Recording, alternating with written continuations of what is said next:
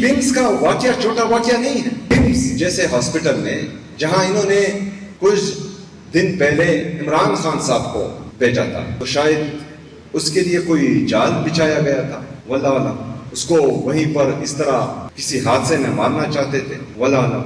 آج جو اسلام آباد کا بہت بڑا سانحہ ہوا ہے، اللہ تعالیٰ ان معصوم بچوں کے لوائقین کو صبر جمیل عطا فرمائے. ننھے سے بچے، کسی کی غفلت تو نہیں ہوگی، معصوم بچے، ان کا کیا گناہ تھا؟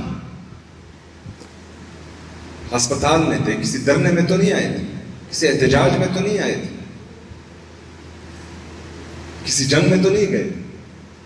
ہاسپٹل میں بولنا بھی بیچاروں کو نہیں آتا تھا، معصوم چھوٹے بچے. کسی کی غفلت سے تو یہ آگ لگی ہے.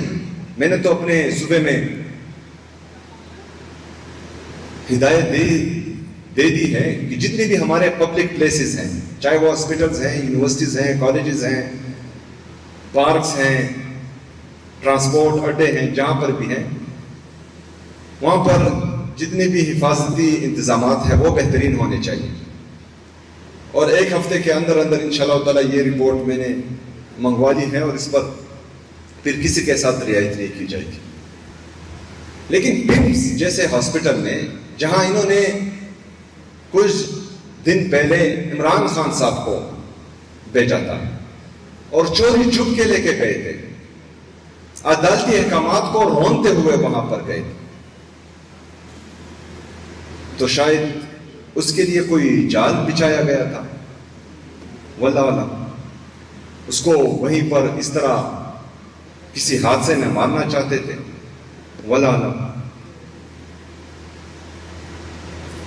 لیکن عمران خان صاحب کی صحت تو ان کی نگرانی میں خراب ہوئی ہے نا، تو یہ کچھ بھی کر سکتے ہیں، کچھ بھی بہانہ بنا سکتے ہیں، کسی بھی طریقے سے اس کی جان لے سکتے ہیں. تو یہ بمس کا واقعہ چھوٹا واقعہ نہیں ہے.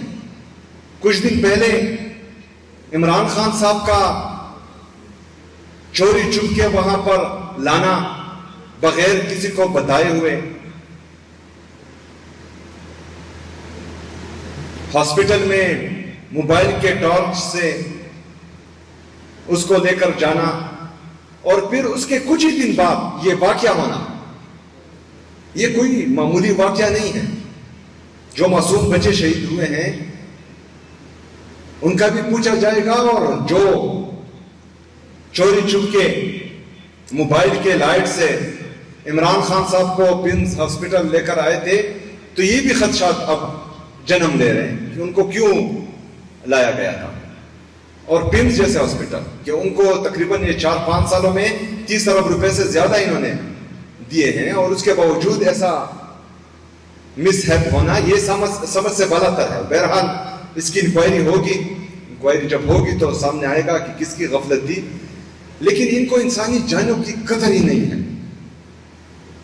تو انشاءاللہ تعالی خیبر پختونخوا میں جس طرح میں نے آتے ہی سود کو ختم کر دیا تھا کہ میرے سائنس سے کوئی بھی ایسا قدم اٹھایا نہیں جائے گا جس میں سود ہو. میں نے خیبر پختونخوا کو انشاءاللہ تعالی سود سے پاک بنانا ہے انشاءاللہ تعالی، کیونکہ اللہ تعالیٰ قرآن مجید میں فرماتے ہیں کہ یہ میرے اور میرے رسول کے خلاف اعلان جنگ ہے. تو میری تو اتنی طاقت نہیں ہے کہ میں اللہ اور اللہ کے رسول کے خلاف اعلان جنگ کروں. تو اس طرح کی بہت سی چیزیں ہیں جس میں کامیابی ہے، دنیا اور آخرت کی دونوں کی کامیابی ہے. اور وہی ہم نے قرآن اور سنت کو لے کر ہی اگر ہم گئے تو ہمیں کامیابی ملے گی، ورنہ ان انسانی مین میڈ جو قوانین ہیں، انسان کے بنائے ہوئے قوانین، اس میں کامیابی نہیں ہے. تو خاص کر جو ہمارے نوجوان ہیں ان کو میں کہنا چاہتا ہوں کہ سیرت النبی پڑھیں، اس پر عمل کریں. سب سے پہلے ہم یہی کوشش کرتے ہیں کہ تمام ان کی تعلیمات پر عمل کریں، اور اس میں ہی کامیابی ہے. میں خراج تحسین پیش کرتا ہوں